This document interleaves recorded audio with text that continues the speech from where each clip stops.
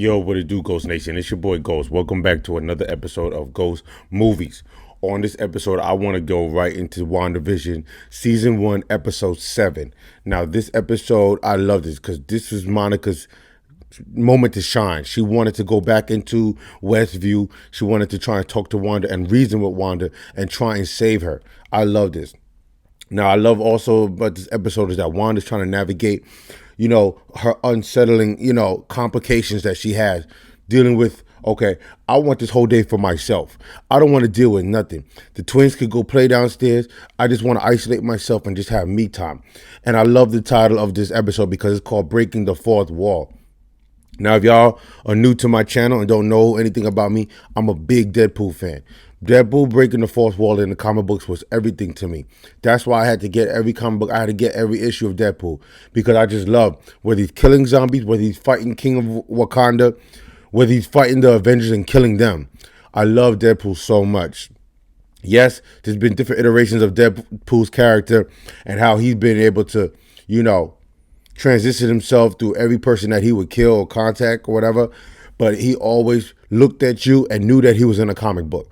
Now, Wanda knows that she's in a sitcom. She knows that she's on TV. She knows she's being watched. Now, the person that's watching her, and I love that correlation. Now, the person that's watching her this whole time was Agnes. And we come to find out that Agnes is Agatha Harkness. And we knew it because of the brooch on her. She always had a brooch on her dress or her blouse. She always wore that witch. She always had the witch hat on and everything. We knew that she was Agatha the Harkness. Now, what was crazy is that Wanda was so stressed out that Agnes always pops over. She just wants to check on Wanda, see what's going on, be nosy. You know what I'm saying? Wanda, what's going on with you? You need help with anything? I can help you cook. I can help you clean. I can babysit the twins. So that's exactly what she did. She decided to take the twins, take her over to her house, and let Wanda just have some me time. Now, on the other end of Westview, we see that Vision is knocked out. Vision finally comes to, and he sees a whole circus is in town. And we see Darcy Lewis. Now, she said, the last time we saw her, she said, "What the fudge?" That was her veggie curse word. She was seen sucked into Westview, sucked into the hex. I thought there was a rumor going around, and I believed it. I thought that she was going to transform into her Two Broke Girls character or gimmick. That's what I thought. She was going to be wearing the whole waitress outfit and everything. No, she's a professional escape artist, and she's chained to a truck or something, and the chains is all around her and everything. She's supposed to be teaming up with Vision, who's the new clown in the circus, and they're supposed to do an act together. They're next to go on stage. One of the muscle men of the actual circus like, "Oh, y'all next." They're like, "Nope." Vision's like, "I'm gonna wake you ass up." He touched her on her head, woke her up. "Hey, I need to talk to you. I know exactly who you are." And boom, she finally wakes up out of her sleep. And it's crazy because this whole time that Vision woke up, Wanda does not want him to go back to the house. She wants to be alone. She wants to be by herself in isolation. What she call it? Quarantine style experience or something like that. She wanted to be by herself. And Vision and Darcy, they got into this truck and they were at a traffic light. First, you see the construction workers working on nothing. They just blockade the road. Then when they said, "Oh, let's pack it up, man," then you see the freaking crossing guard with all these kids, and you see 100, it had to be 100 kids crossing the damn street. Vision could not, he's like, "Yo, what am I doing here?" And he's there to breaking the fourth wall, coming out of character, sitting on one of those movie chairs. And he's talking to us, saying, "What am I doing here? Why am I mic'd up? I should be going to Wanda's house." So he finally comes to, walks off the freaking set, gets back. He's back in the truck now. He phases through the truck and flies out of there. And now he's going to his house. Darcy said, "Okay, then I'll meet you there." He left Darcy at the freaking crossing. I love that. I love their chemistry. Darcy Lewis, because I'm a big Kat Dennings fan. She's a beautiful woman too. Her and Paul Bettany's chemistry was amazing. I loved it. So now we get to the part where, okay, we see outside the hex. We see, what's her name? Director Haywood. He has a contingency plan to try and get into that. Okay, now the hex is not being expanded anymore. She stopped. She pulled back. He's talking to his lieutenant or whatever, or another sword agent, okay, let's put the plan in motion. I think he's been working on that drone that has Wanda's powers on it. Because when Wanda came out in episode 5, when she came out of the Hex, she pulled that drone because she I guess she destroyed it, but her magic was all over that, and she dumped it on the lawn. They've been honing and zooming in, even in episode 6. They've been zooming in on her powers just being engulfed around that drone. And I think Director Hayward is working on that to try and come up with something to counteract Wanda. He wants to take her down. He'll do whatever it takes to take her down. Now he's coming up with a plan to do that. Then we cut to seeing FBI agent Jim Woo, and we see Monica Rambeau. Now I love this because I thought that, and I don't know why I thought this because I've been listening to freaking theories all week, but I thought that Monica Rambeau was gonna meet with freaking Mr. Fantastic, Richard Reed. I thought that he was going to be in this jump, but we all know because of Kevin Feige that he has no plan on using Fantastic Four, X-Men for the next 5 years. So what happened was she met with another familiar comrade, I call him comrade, soldier, who used to work with her mother. She met with her, they had a plan, and her plan, Monica Rambeau's plan, was to freaking build this big device on what, 6 wheels? 3 wheels on both sides. It looks like one of those astronaut shuttles that drives on the moon when they land. It looks like one of those shuttles. It was this big contraption that she could fit into. She had a whole astronaut suit going on. She went in there, connected her tube to it, and she drove that damn contraption into the damn Hex, trying to get in. She could not get in. She had to get out because what was happening, the Hex was rewriting the automobile. It was changing it into one of those sitcoms of the 90s, of the early 2000s, maybe the 2010s, pickup truck. She hopped out of that thing real quick. The Hex spit that thing out so far and landed on the lawn.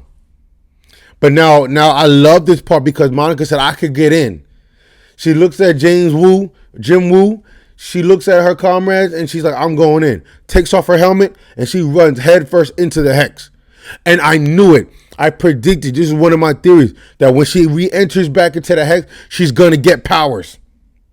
And now she fully becomes Spectrum, Photon, Captain Marvel, whatever is her. She has like a bazillion aliases. I knew that she was going to become Spectrum. And I like how her eyes lights up with like a bluish gray tint to it. And she could see. And she can, like, I guess when she went back in there, she confronted Wanda. Wanda was about to put her down into the ground. And she used her powers to counteract Wanda's powers. I loved it. I was like, I knew she was going to get her powers.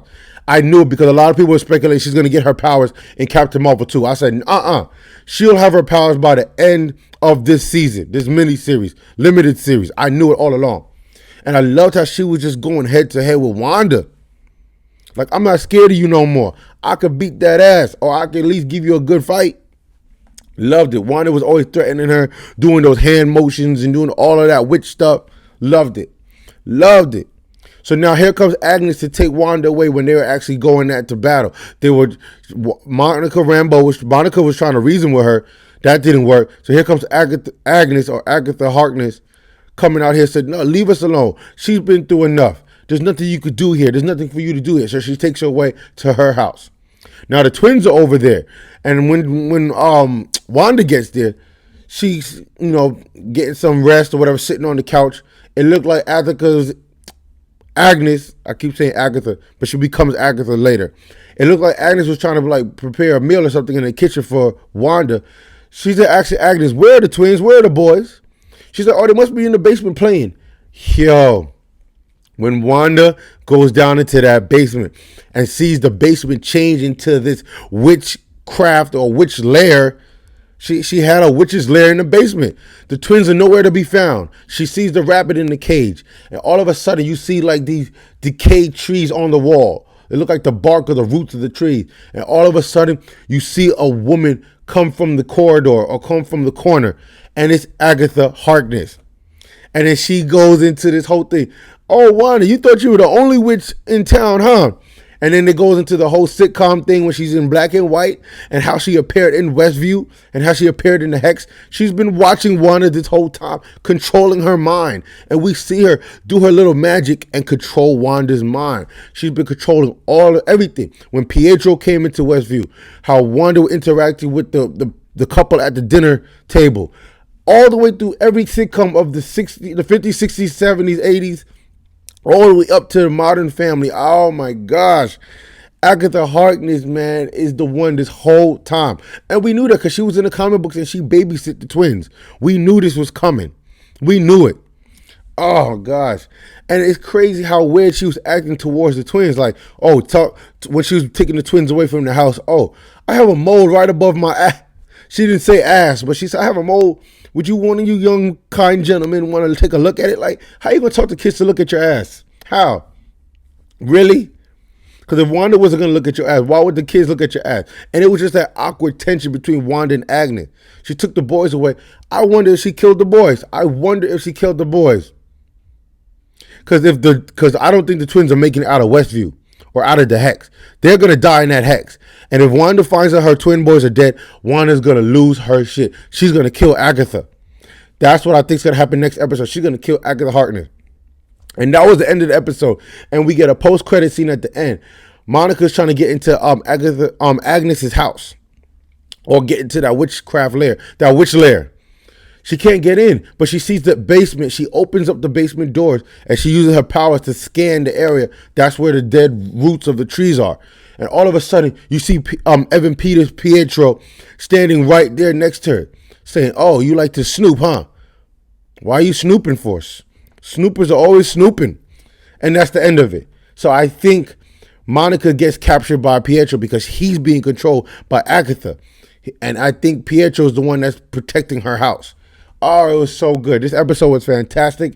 Oh, I loved it. This episode was freaking 9 out of 10. I loved it. It was fantastic. And now I have to wait another 7 days to know what happens next. But that's okay because I get to talk about it more. I get to theorize. I get to come up with conspiracy theories. I get to do all of that for the next 7 days. All right, Ghost Nation, leave your comments in the comment section below. Let me know what y'all think, man. I thought this episode, me personally, I love episode 5, but this probably is my favorite episode just because I was so happy to see Monica get her powers. I predicted when she goes back into the Hex, she's going to have her powers and she'll be able to tap into it. Now she's a preemie. She's a preemie superhero. She's a preemie. I'm not going to say inhuman because that's not the word. And mutant is not the word. Metahuman. I don't know. But I'm so happy that she got her powers because I predicted that. And I'm glad my theory was correct. Because episode 6, a lot of my theories were debunked. All right, Ghost Nation, I'm about to get up out of here. Y'all already know what to do. Smash that like button for your boy. Like, subscribe, and share the Ghost Movies. And until next time, I'll catch you in another video. I'm blasting off.